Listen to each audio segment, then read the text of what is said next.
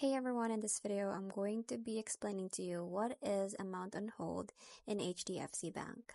So an amount on hold in an HDFS bank account is a temporary hold on a portion of your funds that cannot be accessed.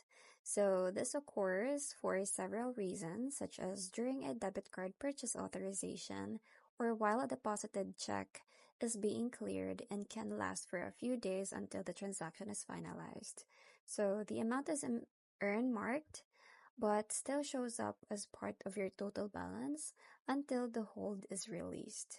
So the common reasons for an amount on hold is first debit and credit card transactions.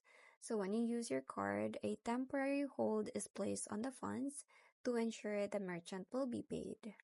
Now, another reason is deposited checks. So after you deposit a check, a hold is placed on the funds until the check has been verified and cleared by the paying bank. Third one is other pending transactions.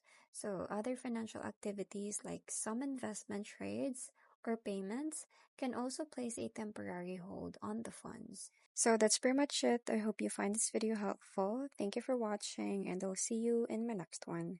Bye.